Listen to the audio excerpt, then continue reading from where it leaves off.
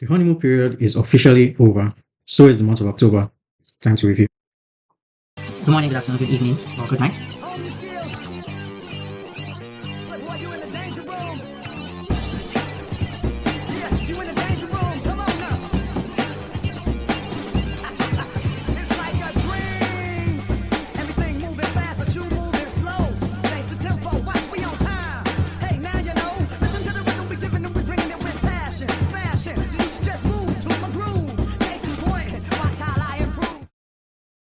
What up, what up? Welcome to my channel. If you watched the last video, the September review, welcome back. I appreciate you. I love you.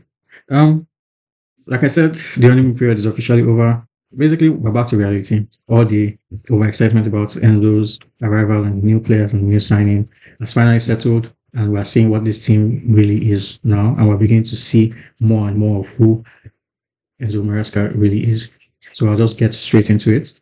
We had a shaky October, a shaky month, and it all starts with the game against Gent. In my last video, I think I call them Genk, confused the two, I think, Belgian teams. So the game against Gent was another standard game against a lower tier opposition that we are favorites against, like the game against Barrow. I was going to say Soviet, but we lost to Soviet. But anyway, the game was good. I enjoyed watching it. Like I said in my brief analysis on the game against Barrow in my last video, it was a reminder of how Chelsea used to play these sort of teams back, like maybe 6-7 years ago, where it would be a game that we could win sleepwalking, which we did, because I emphasized on the sleepwalking because we fell asleep for the 2 goals that we conceded. And it was a decent game. Drewsbury Hall really had a very good game, and Vega as well. Mudryk started or continued his run of actually being a football player, which I'm impressed by. And we'll touch on it, but he kept getting better, or he has been getting better throughout the month. And Nkunku showed his quality, being a fox in the box and a elite finisher. For the 3rd goal, Vega gave a brilliant header for Mudryk. Neto was pretty quiet in the first half, but since the start of the second half, from the up through from Disasi, he gave a brilliant finish for the 3rd goal. And we all finished it off with a goal to cap off his performance for the 4th. And I was really happy for him watching the game, because you could see from the moment he stepped onto the field to play for us, from the first game, his debut, he has really wanted that goal to kind of settle his nerves, and he has been working really hard, and he really deserved it, and I'm happy for him. But the first goal that we conceded, we fell asleep at the back post. Set pieces still remain an issue for us, even though we're not as bad as we were last season, but we still have shaky moments when defending set pieces, and we still can't score set pieces for whatever reason. Honestly, I'm not sure if there's much else to touch on the game. The Nottingham Forest game, which was a very frustrating one.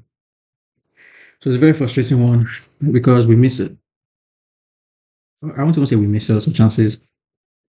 We had so many opportunities to score, but their goalkeeper Sells was really on one.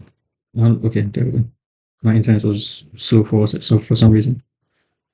Their goalkeeper Sells was really on one that game. He made so many wordy saves. He literally clawed the ball off the line for one attempt from Palmer, from a cutback from Madueke. Madueke had a very good game, and I think Gusto had a decent game as well. But Gusto is frustrating.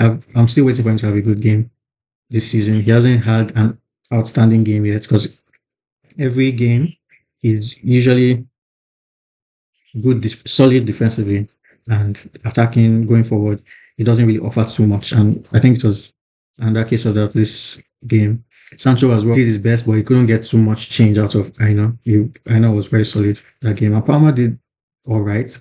I don't think he had an amazing game, but he still got a bunch of chances, and Sells did a double save to keep the ball out. And the goal that we considered, I don't even remember how we considered this. I just know it was from a set piece. Yes, like we're still very, very questionable with set pieces. And Madueke was really good in that game. He gets too much criticism, in my own opinion.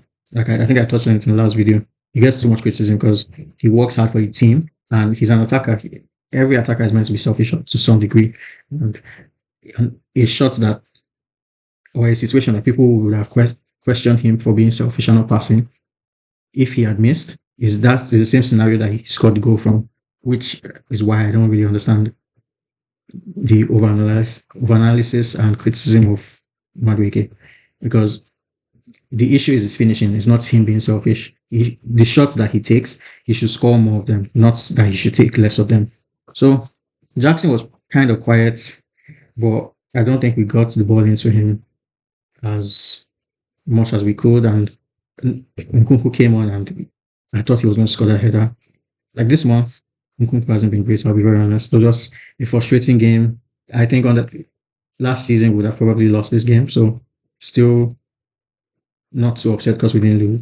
But I really wanted us to win this game, and I feel like we should have, especially with the Ward-Prowse red card. Man, the Ward-Prowse red card reminded me of, I think, the Suarez versus Ghana incident in the World Cup. I think which World Cup was it? Was it 2018?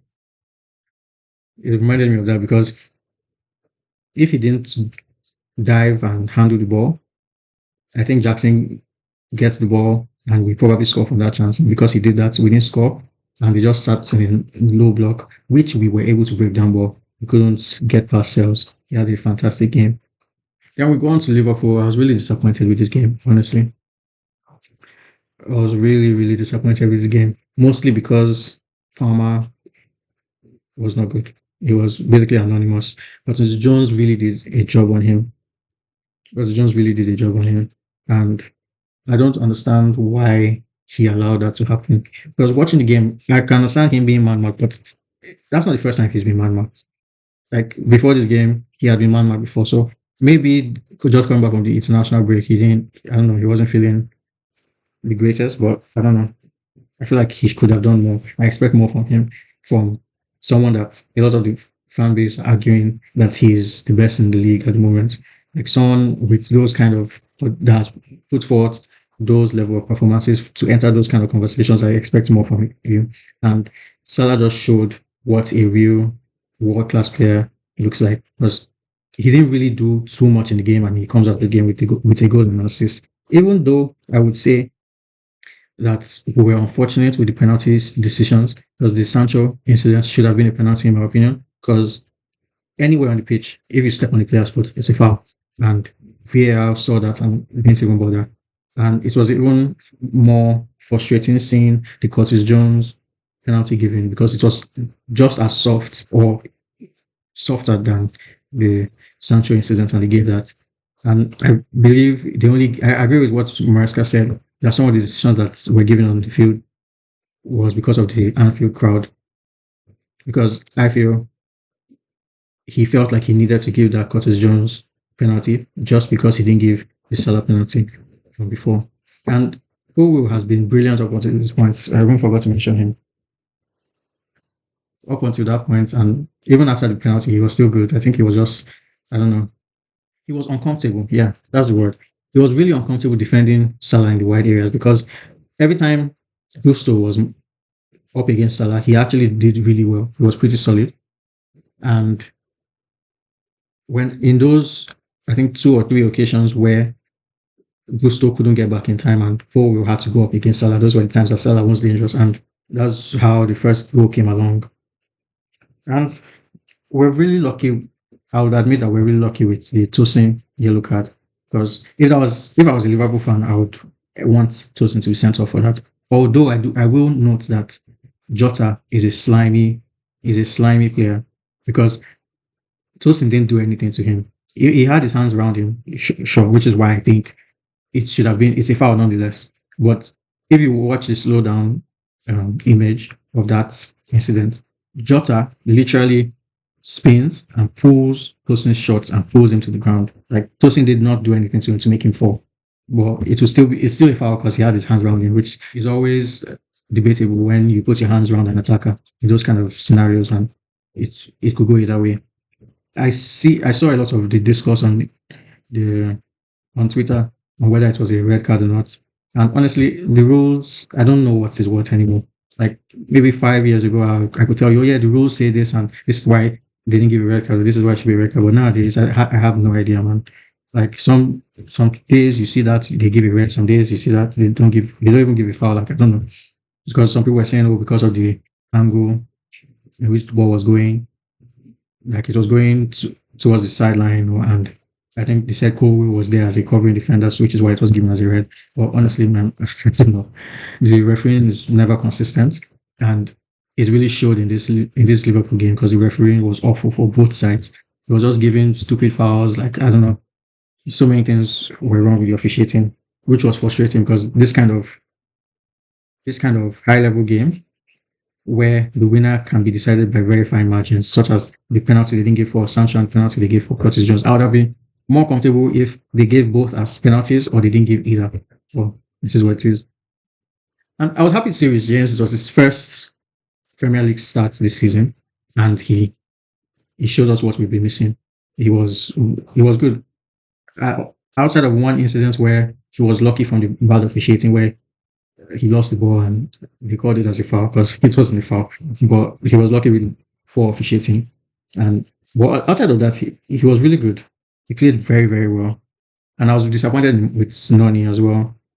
There were times I wish he took Robertson on more. I believe in Madueke's dribbling ability to go past the player and create chances. So I was really disappointed to see him not do that more against Robertson, which at his age I feel is a player that you can get at. Caicedo was immense. He was unbelievable. Lavia as well. That pivot of Caicedo Lavia was wonderful. I hope we see that more this season. And God protects our players from injuries because that assist that Caicedo gave to Jackson was what I have been screaming all through this whole month for us to do more, to play Jackson in behind more. Because we got two opportunities from that. One that I think Jackson hit the bar, and the second one he scored from. I will say that it was unfortunate with our injury situation because I strongly believe if James and Lavia were able to play a full 90 minutes, the outcome of this game would have been different. But or even if they couldn't play the full 90 minutes, but if both of them did not need to come off at the same time, the outcome of the game would have been different. Because we've kind of found ourselves in this situation where we are going to have to make defensive substitutions regardless of whatever is going on the pitch. Whether we're 5 goals up or 6 goals down, James and Lavia, two players were going to have to come off, and you could only replace them with defensive players. And I don't understand why he took off Tosin. But when Badi actually came on, he actually did all right. Oh yeah, that's true. The Sanchez penalty that was awarded and overturned by VAR. I didn't think it was a penalty. I thought it was very good goalkeeping. He came out, made himself big enough, and he won the ball first. And I think Sanchez should have done better for the second goal. He should have come out to claim it because that Curtis Jones touch wasn't the greatest touches. It wasn't a bad touch, but it showed Sanchez enough of the ball for him to come out and claim it, to at least smother him. But I feel because of the initial penalty incident that Sanchez was involved in, it made him second guess himself and decide not to be as aggressive, which I think he needed to have been because that second goal, it was a beautiful assist from Salah. Sure, you could say Rhys James fell asleep, and I think even Tosin should have followed that ball because I've seen him do that a lot of times when players whip that kind of cross and he goes and he deals with it, or at least does enough to put the attacker off. But the whole backline, they were playing an offside trap. Because Jones had a very good game. It was man of the match, in my opinion. Very, very good game. Anyway, moving on. The next game we played was Panathiniakos. That was a decent game. Again, similar to the Gang and Barrow performances, unexpected results and unexpected performances. Mudryk really came into his own in this game. Like it was his best performance, and I think it was Enzo's best performance as well. Neto was pretty quiet in the first half, but he did well for the cross for Mudryk. Felix was all right. I don't think it was amazing, but he walked away with, I think, an assist and two goals, so fair enough. The Nkunku penalty, Nkunku was pretty quiet throughout the whole game, but he did well to score the pen because with the lasers that the Panathinaikos fans were putting in his face. So he did really well to score that, actually. But outside of that, he didn't really do much in the game. But yeah, we fell asleep for the goal, the Panathinaikos goal. Badi actually was really good in this game up until that, outside of that goal, because it was his defender, but it was his attacker, Pelestri, that scored in the forced into the box. He just left Pedestrian alone free at the back post to score, which was disappointing. But we're four goals up anyway, and we won the game, so it doesn't matter as much. I think this was Enzo's best game. I think I mentioned that. Finally found himself in the role that everybody swears to God that's his best position, in that deep playmaker role that distributes the ball and dictates the tempo. And he actually showed his quality in this game. And he was even still good in his defensive duties as well. Drewsbury Hall, he had a solid game. Like, he's just, most times he's a solid player. And Vega too, pretty solid. The Sassy was all right. Sorry, my energy is kind of low because as I'm going through the games, like, I'm kind of disappointed with how everything turned out. Because I was talking to my cousin. I call him my cousin uncle because he's old enough to be my uncle and he's my cousin. He's a Liverpool fan, and I was talking to him, and he was saying that, oh, Chelsea were overperforming, and I don't believe that at all. I don't believe it 1 second. I don't believe it 1 second because I actually feel like we are underperforming, especially after this month. Because if we were overperforming, we would be top of the league. That's the overperform that I would accept.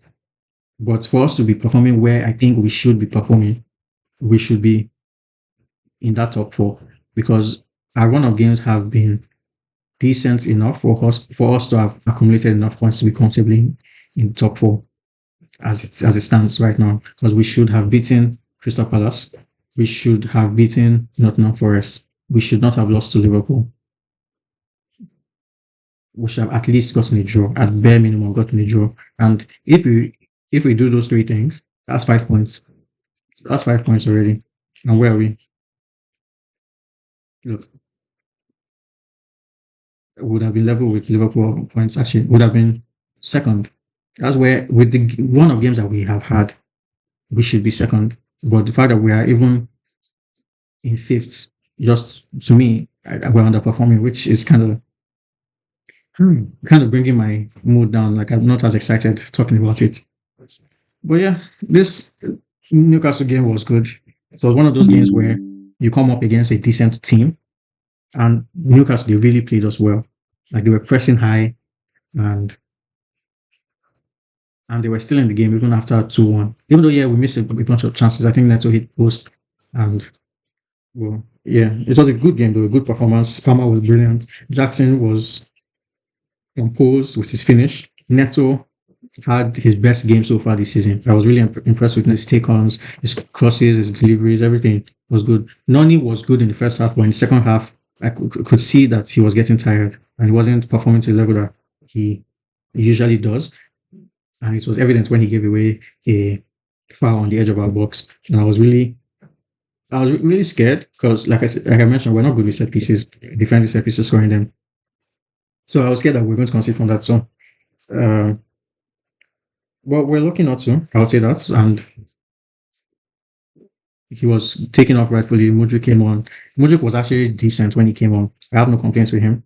But okay, let me start with the lineup with this game, since this is actually a game that we won. Let me try and give a more composed analysis. So starting from lineup, I was really surprised to see both Gusto and James starting, especially with James being the one at left back. But it turned out to be a masterstroke from Enzo, because James was just spraying those passes from that left back position. And I was surprised Gordon didn't start, because I felt like Gordon would have been a better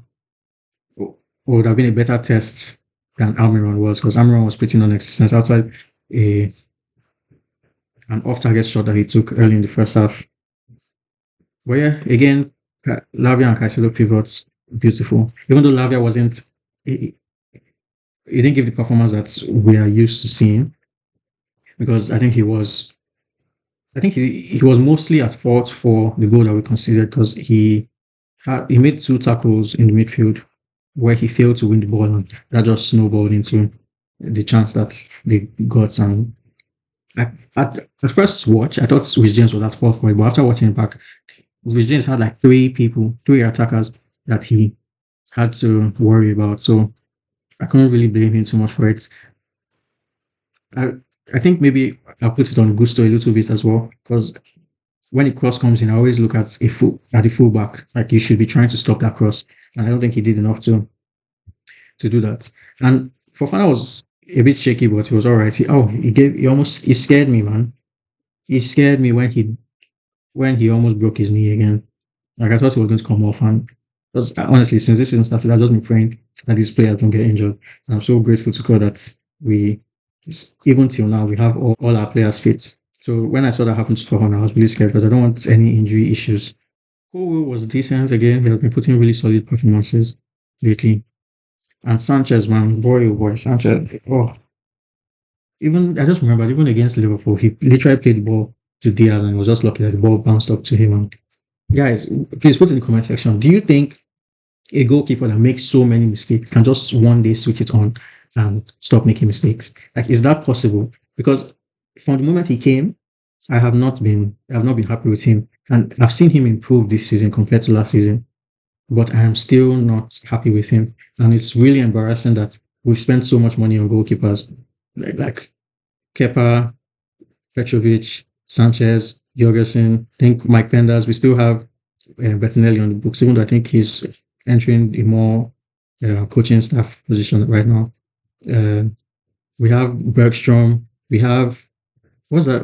Gabriel Solina, that American goalkeeper, youth talent that we signed last season. Like all these goalkeepers, and none of them seem to be of any decent starting quality, except maybe Petrovic. And Petrovic is suspect at the near post, and also doesn't have the ball distribution that Maresca wants. So like it's very embarrassing that we've spent so much on goalkeepers and we still come out with Sanchez as our starter. Hmm. Like I don't know, man. Well, away from negativity, Jackson was good. I'm happy for him. That's 9 goal contributions in 9 games for Jackson. Farmer was really good as well. That his ball over the top to Neto for the first goal. Beautiful, beautiful, beautiful. And there was a skill that Palmer pulled off in the Nottingham Forest game that he replicated in this game. And I remember after that Nottingham Forest game, there was this discussion on whether he meant it or not, or whether he actually touched the ball by one guy, I think Ebuka or something, on Twitter. That he ran. So very, very, very, very dumb argument. But yeah, again, Lavia Caicedo, very, very good to see them in pivot. Gusto needs to stop shooting with his left foot. Anybody that's watching this, if you know Gusto, or if you have a way to get to Gusto to send a message to him, please, for the love of God, for my own mental health, tell him to stop shooting with his left foot. Because I don't understand why he keeps shooting with his left foot. And it's not like he has done it one time and it went on target or he almost scored or anything. Every single time he shoots or crosses with his left foot, it never comes off. Never. Never. Why are you shooting with your left foot when it never comes up? Why are you crossing with your left foot when it never comes up? Because he broke down a lot of attacks because of that. And even against Liverpool as well, the same thing happened. He broke down a lot of our attacks because of that. And I think that's part of why Sancho's struggled in that Liverpool game, because Sancho thrives with Cucurella playing at left back, because Cucurella makes those runs, those underlapping runs that Sancho thrives on to have a good game. And Gusto, yeah, man, I don't want to rip into him because he has been solid defensively, but attacking wise, going forward, whenever he inverts, whenever he's in a pivot with Caicedo, like it just looks awful. Yeah, I think I waffled enough about this game. So this oh, after this game, I was fuming. I just started like that. I was really fuming because I think I even tweeted it after the game, like before the game rather. Let me see if I can get the tweet up. Yeah, there we go. Unfortunately, I was right to be concerned because of this BS. I was so pissed off because the lineup is the worst lineup that I have seen this season. Literally, no jokes. And it makes no sense to me why he did this.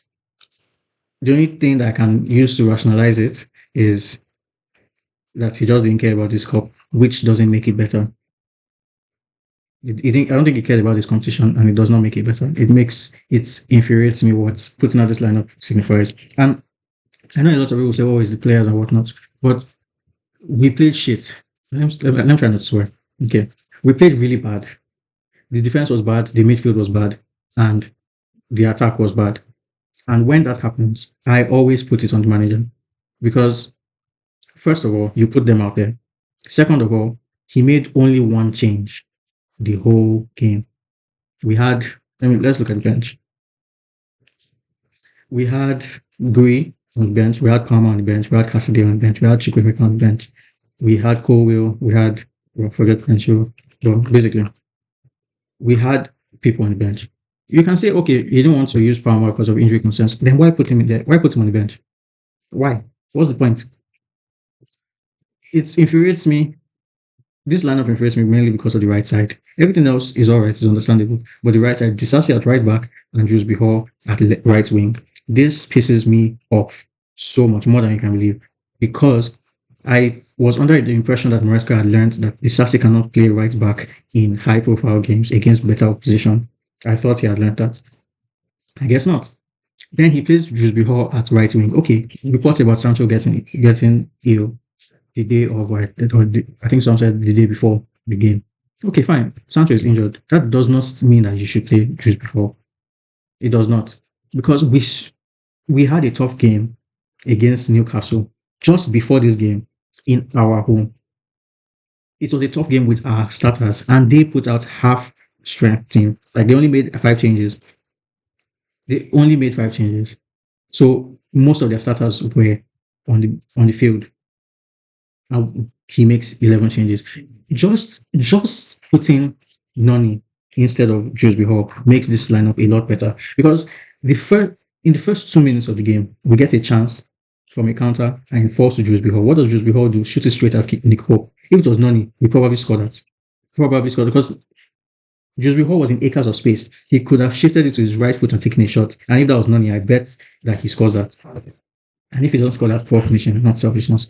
Jules Hall was no knock on Jules Hall because he was playing out of position, but he was a black hole the whole game. Anytime the ball went there, nothing happened. Like nothing happened. So we had to play predominantly down the right. We could barely play through the middle because Felix wasn't having an A game. Nkunku was poor. As you can see, it was probably the ratings makes him the worst player on the pitch. Like Nkunku, oh my days, it was so annoying. And let's not even speak about this pivot. Against Panathiniakos, Enzo had his best game. And in this Newcastle game, his passing was dreadful. His passing was dreadful. I am this close from giving up on Enzo the way I gave up on Mudryk last season. I'm this close. Because the defensive side of the game, Enzo actually did well. But his passing was terrible. He was giving away the ball for fun. And for that first goal, he also got blamed Badiashile, but I blame Vega. Because the reason I blame Vega is because we've seen our centre backs make that pass to our midfielders all season. So it is clearly an instruction from Maresca, and that's the way he wants us to evade the press from the opposition. So tell me why Vega does what he does.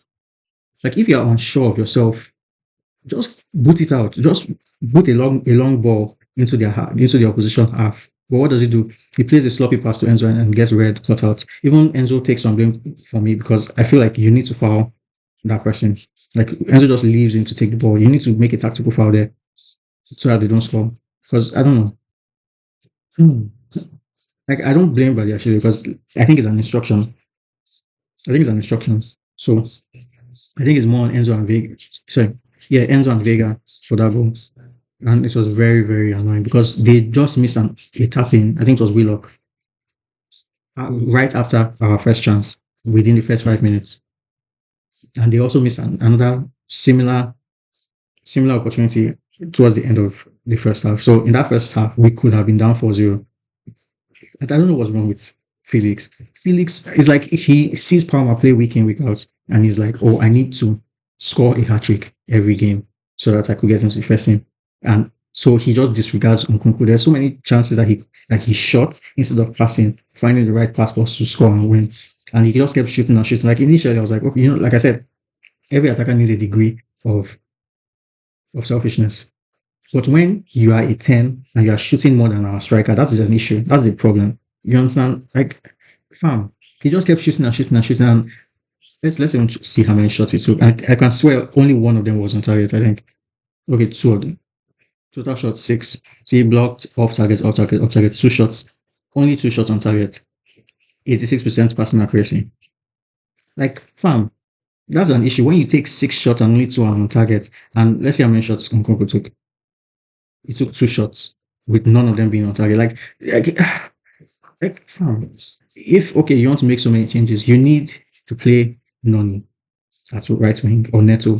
And I don't understand why we have two fully fit right backs and we're still playing Disasi at right back against Newcastle away. This game, to me, Enzo really dropped the ball, and I believe he did not care about this competition, and it spread to the players. The players embodied that because in the second half we were playing as if we were the team that were 2-0 up. And I think after the game, I switched to the Man City game because I was filming and I just wanted to full off, I guess. And I was watching Man City. They were 2-1 down, and see the way they were playing, moving the ball fast, trying to get a goal, even though they still lost, but they were playing like they were trying to win. It did not play like they were trying to win, and it really pissed me off. You could have played Kani Chukwuemeka in right wing. He offers more of an attacking threat than Jusby Hall. You could have taken off either Enzo or Vega and put in Cassidy. He has shown to be more secure on the ball than both of them in the games that he has played.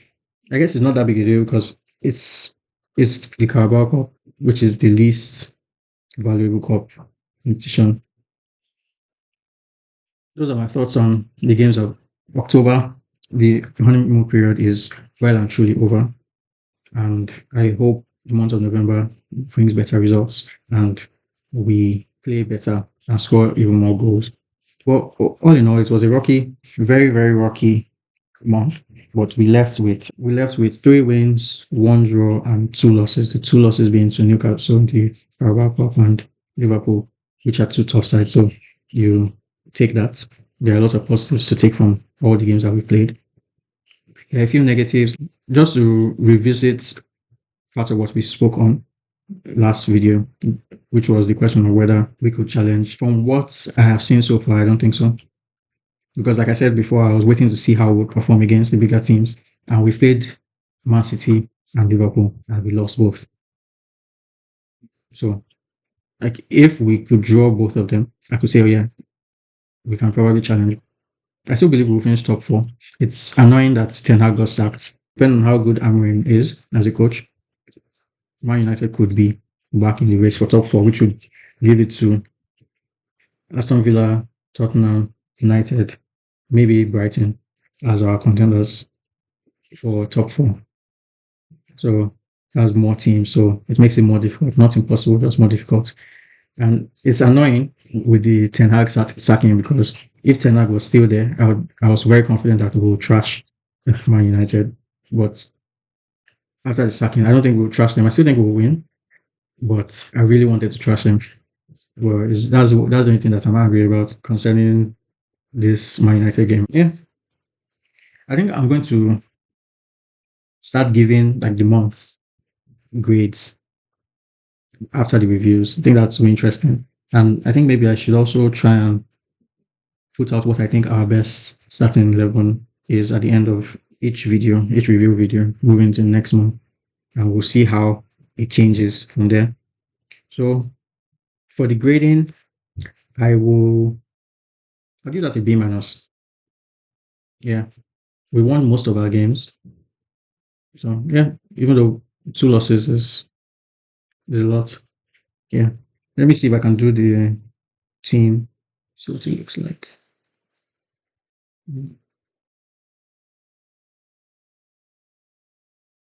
Okay, yeah, that looks good. So this is how Fortmore puts it. I think Kukurea should be playing there, even though this month isn't a good enough showing from Sancho to justify him in the starting 11. I still don't think anybody has done enough to dislodge him from there, because in my opinion, he only had 1 bad game or bad half against Liverpool, and Neto only has 1 great game against Newcastle. And Mudryk is Mudryk, in the words of Maresca. He has been playing against a lot of lower tier opposition, so it's hard to judge. So for now, I think this is my best starting 11. and we'll see if anybody does anything this month to get in there and dislodge anybody. And if I had done this last video, I'd have probably put Enzo where Lavia is and Gusto here, because obviously we haven't seen James yet. So there would have been some changes, but unfortunately I didn't think of that idea before now. So this is what we have. Well, thank you for watching. I appreciate any support. Please like and share and subscribe to help this channel grow. And I'll see you in the next one.